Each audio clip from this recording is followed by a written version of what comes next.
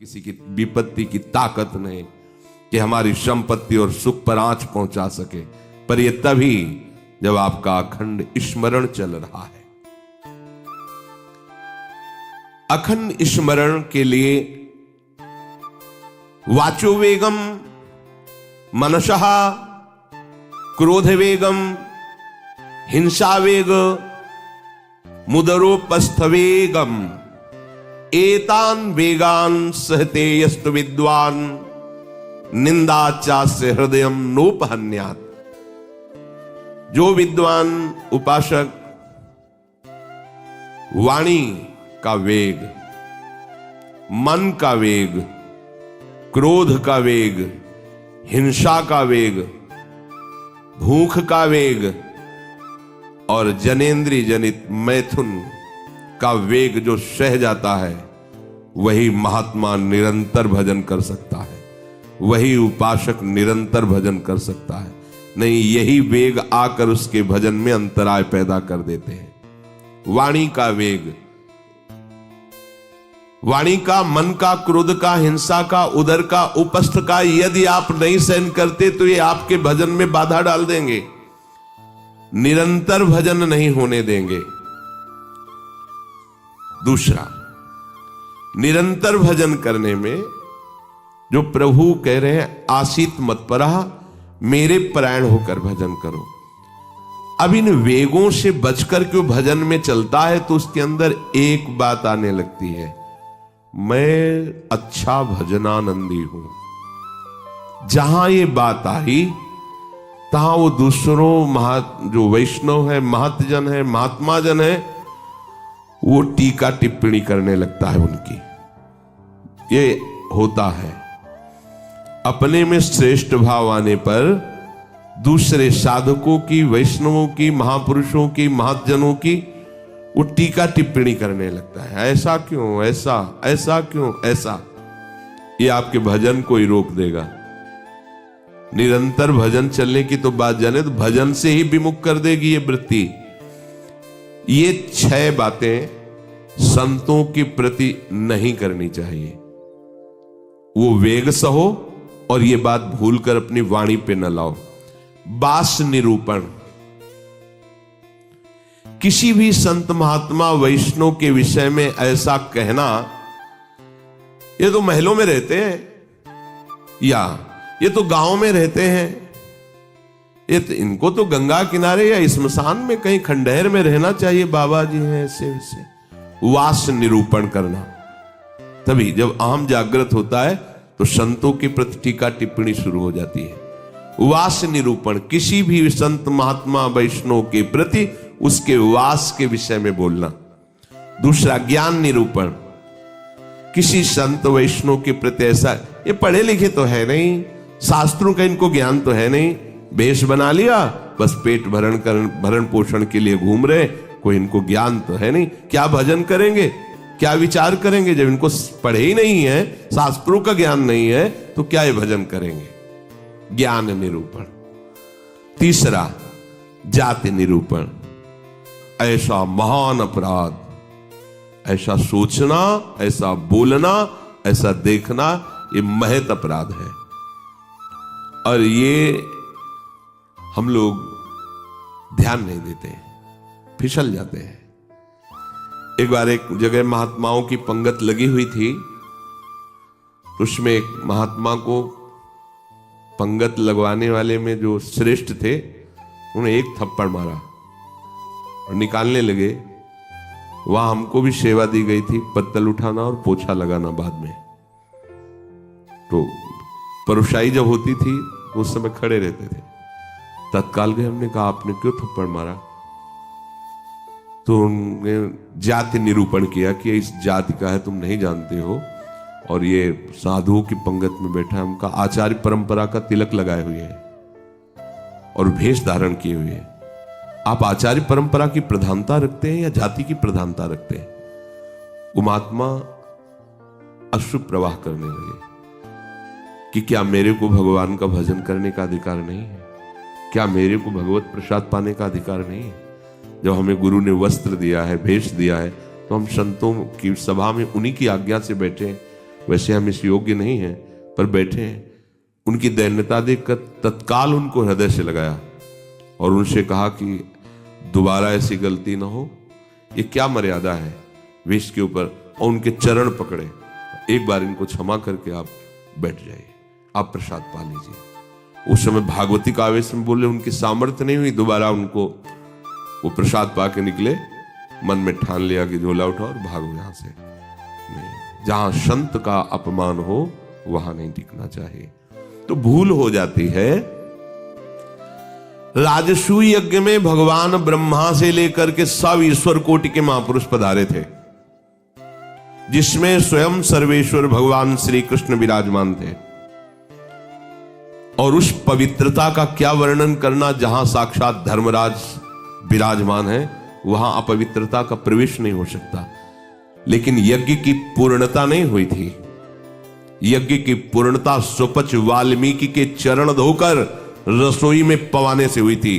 स्वयं भगवान श्री कृष्ण चंद्रजू ने ऐसा आदेश किया था, जिन्होंने स्वयं गीता जी में कहा, चातुर्वर्णम मया सृष्टा गुण कर्म विभागशः। लेकिन यदि वो भगवद अनुरागी है तो चातुर्वर्णम मया सृष्टा का सिद्धांत नहीं लागू होगा। भगवान व्यास देव जी कह रहे, अहो वत्सो पचतो गरीयान यज्जिभ्यागे वर्तते नाम तुभ्यम। यदि राधा राधा कृष्ण कृष्ण जिभ्या से निकल रहा है, वो चांडाल भी है, तो उसका चरणामृत लेके पीना चाहिए। इसीलिए हरिराम व्यास जी कहते हैं, व्यास मिठाई विप्र की तामे लागे आग, वृंदावन की स्वपच की जूठन खइए मांग। व्यास रसिक तेई बड़े ब्रजते अनत न जाए, वृंदावन की स्वपच लो जूठन मांगे खाएं। ये जाति निरूपण संत के प्रति करना महत अपराध है। और ये जब जाति का अभिमान बना हुआ है तो भगवत दासत्व का अभिमान कैसे आ सकता है? किसी भी मार्ग में हो, आगे चल करके सब लय हो जाता है। ये देहाभिमान के अंतर्गत आता है। देह ही तो जन्मी है जाति में, ये स्वरूपाभिमान थोड़ी है, ये देहाभिमान ही है।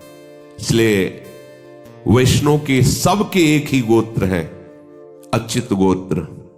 अपने सब रसिकों के एक ही गोत्र है, हरिवंश गोत्र। अगर हम जाति पक्ष में चले जाएंगे तो भगवत पक्ष से हट जाएंगे।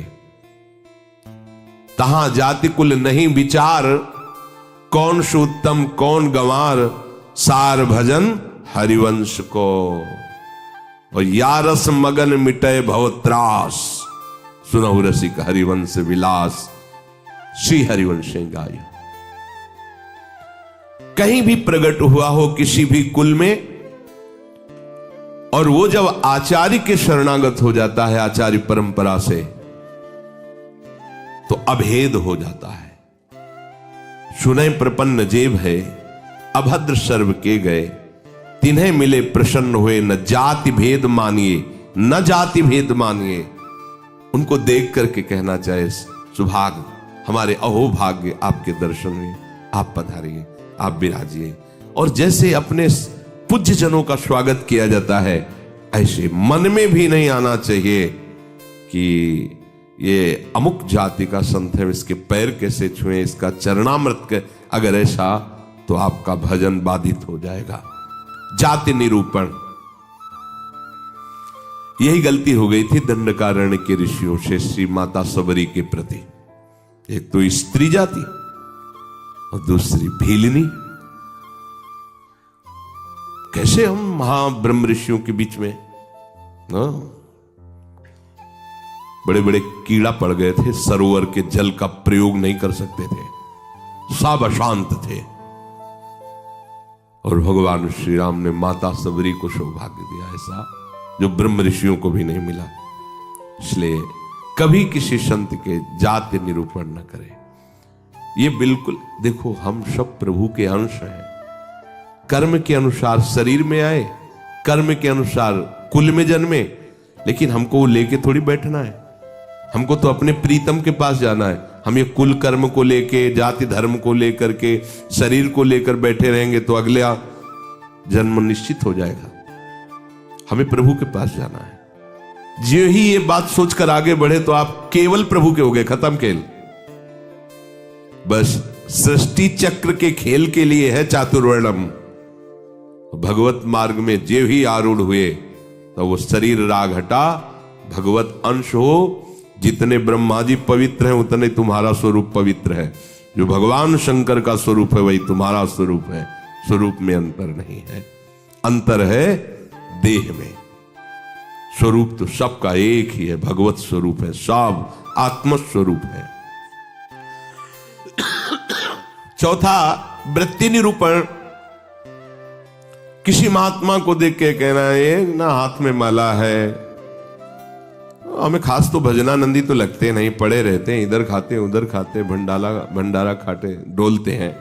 बिल्कुल नहीं। तुम क्या जानो, क्या जानो कौन सी क्या वृत्ति है। एक भजन की ऐसी भी वृत्ति होती है जिसमें माला विक्षेप होता है। भजन में सहायक माला होता है, और एक भजन की ऐसी वृत्ति होती है जिसमें माला विक्षेप होता है। अगर कभी उत्साहपूर्वक ले भी लिया जाए तो 10-5 मिनट से ज्यादा नहीं चलेगा, रख जाएगा।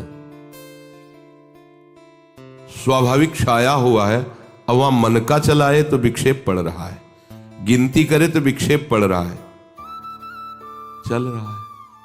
अब आप क्या जाने, आप माला देख के तो जान जाते हैं कि जप हो रहा है, लेकिन बैठे हैं, टहल रहे हैं, तो आपको लगा खाली टहल रहे हैं। नहीं, ऐसा नहीं। संतों को जानना बड़ा कठिन होता है।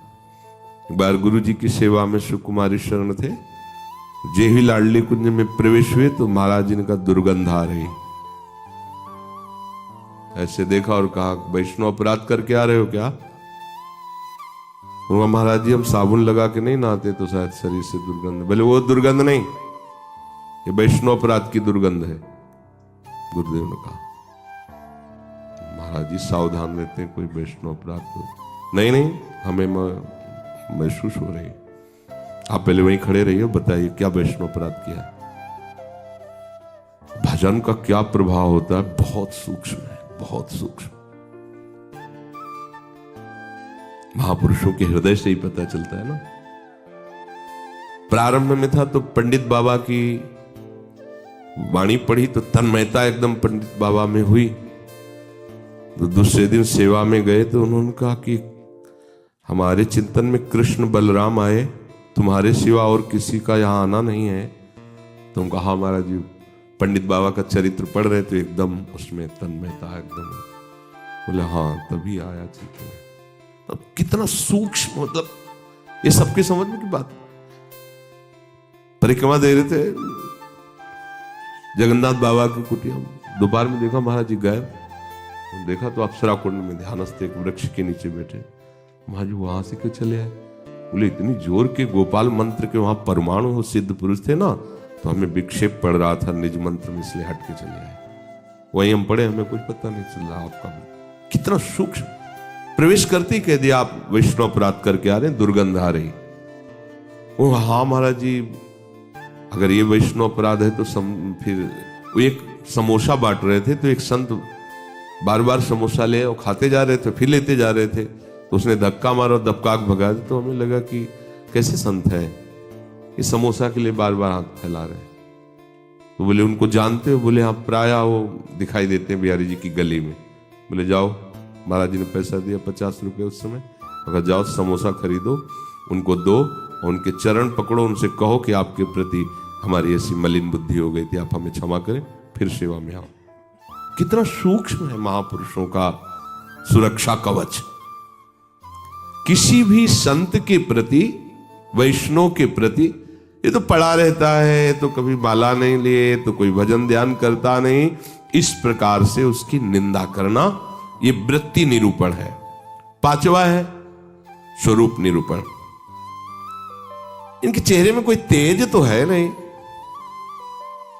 हमें लगता है कोई महात्मा तो है नहीं, बनावटी ही लग रहे हैं, कोई आकर्षण तो है नहीं इनके चेहरे में, सच्चे साधु नहीं है, ऐसा वैसा नहीं। आप क्या जानते हो, ये राख से ढकी हुई आग है, राख हटे तब पता चलेगा। अगर चेहरे से ही महात्मा की पहचान होती तो जड़ भरत जी को पहचान लेता रहुगण। और साधारण सत्संगी नहीं, कपिल भगवान से सत्संग करने जा रहा है। कोई साधारण सत्संगी नहीं, महापुरुषों का संग करने वाला है, फिर भी नहीं पहचान पाया। राख से ढकी हुई आग को जड़ भरत जी जैसे महान ब्रह्मभूत महापुरुष से पालकी उठवा दी। जब उनके वचन प्रकाशित हुए तो कूद पड़ा पालकी से चरणों के। इतनी ऊंची स्थिति के महात्मा, कांप गया। ये किसी भी महात्मा के बाह्य रूप को देख करके नहीं जाना जा सकता कि किस कोटि का महात्मा है, कितनी ऊंचाई का है। इसलिए इनमें तेज नहीं है, इनका चेहरा कोई आकर्षणकारी नहीं है, ऐसे कोई साधारण लगते हैं, कोई सच्चे साधु तो है नहीं, ऐसा नहीं करना चाहिए। छठवां, धातु निरूपण।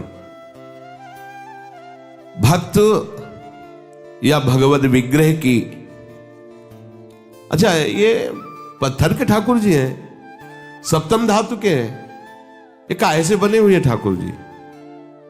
अगर वो मंदिर में विराजमान तो साक्षात प्रभु विराजमान, कुटिया में विराजमान तो साक्षात प्रभु विराजमान। श्री विग्रह में पाषाण, लोहा, तांबा या काष्ठ की भावना ले आना, यह आपके निरंतर भजन में बाधा पहुंचा देगी। उन वेगों को सहना और इस अपराध से बचना।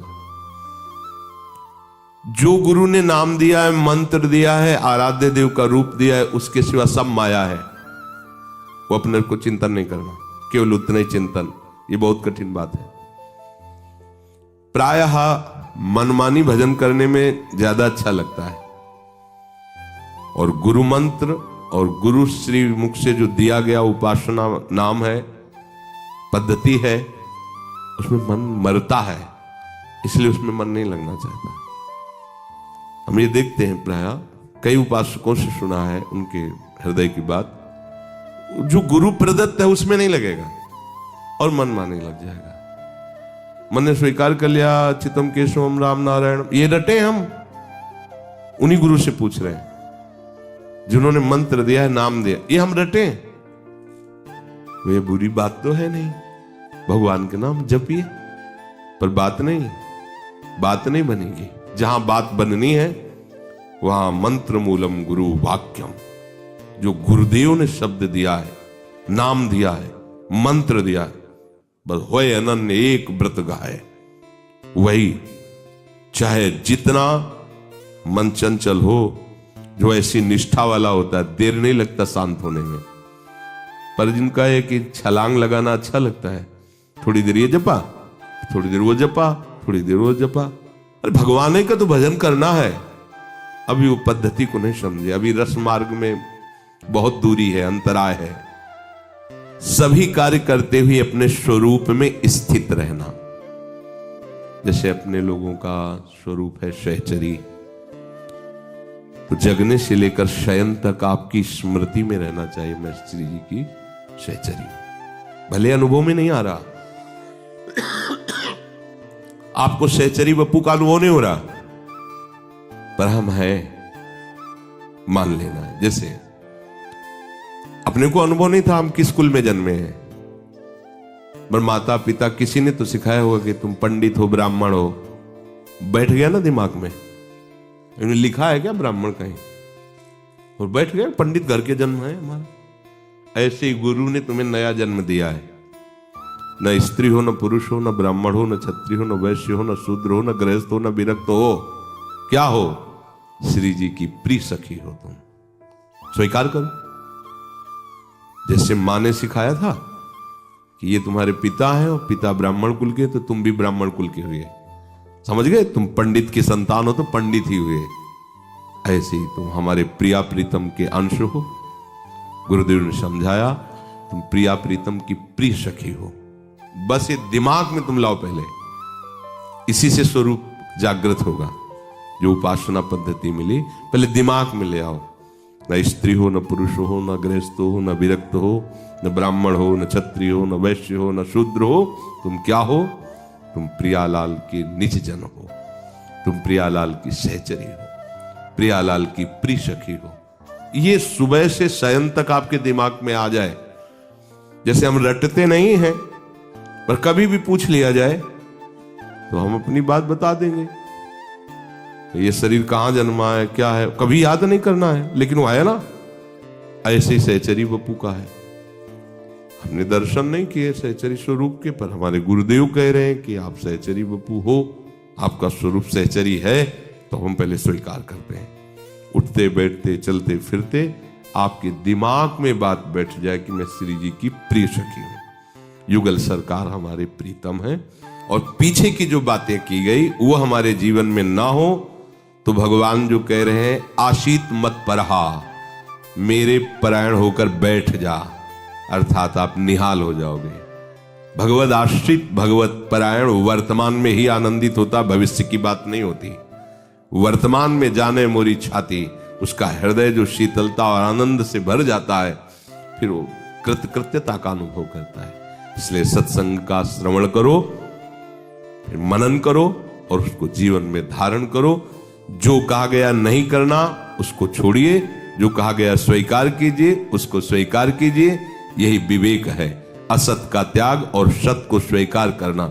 जिस सत को स्वीकार किया उसी में अनुराग कर लेना, यही उपासना का आंतरिक मर्म है।